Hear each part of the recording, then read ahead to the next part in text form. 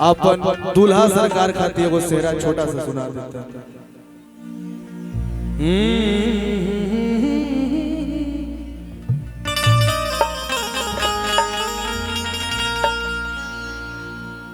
कि अवसर आयल सुनहरा,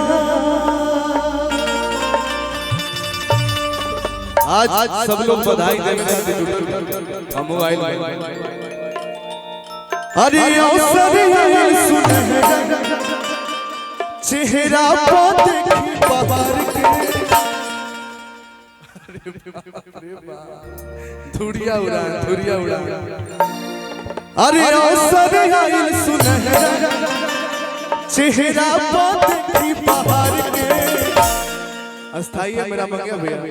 अरे तब बनल रहे जोड़ी के बनल रहे जोड़ी, हमारा दुल्हा सरकार के बनल रहे जोड़ी, हमारा दुल्हा सरकार। अवसर आयल सुनहरा, अवसर आयल सुनहरा, चेहरा पर देखी बाहर के बनल रहे जोड़ी, हमारा दुल्हा सरकार के बनल रहे जोड़ी, हमारा दुल्हा सरकार। यही में रतन भैया थोड़ा सा माइनर टच के ये वाला बजा दीजिए। आज मिथिला नगरिया निहार, आज मिथिला नगरिया निहार, चारों दूल्हा में बड़का कमाल सखिया, चारों दूल्हा में बड़का कमाल सखिया। बनल रहे जोड़ी, हमारा दुल्हा सरकार, बनल रहे जोड़ी।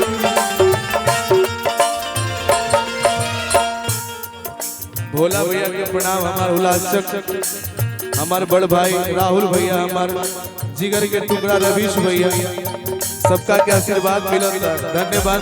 ऐसे तो हम भैया लेवे खातिर आज देवे के मकसद से आए कि कुछ जाके बहन के भी हमें लुटाए, गावे के यही चलते फिर में ना रही।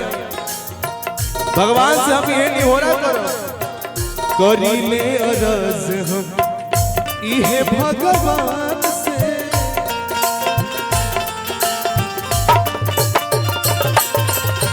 करी ले अरज हम ये भगवान से, मिलत रहे खुशी हरदम सूरज और चांद से।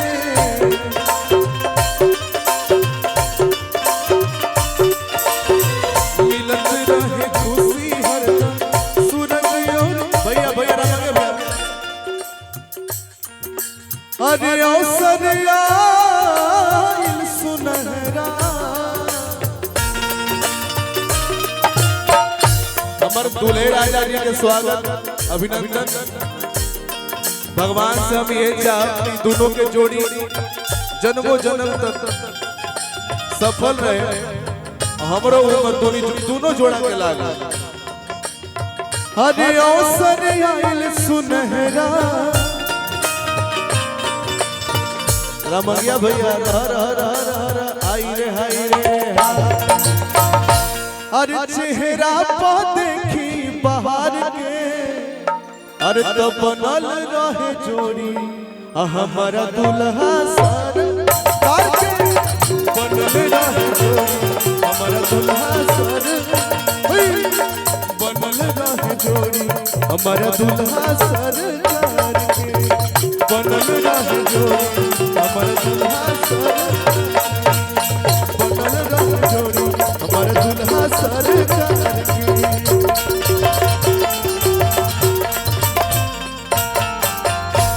बहुत बहुत धन्यवाद, बहुत बहुत धन्यवाद, हृदय से बहुत बहुत धन्यवाद।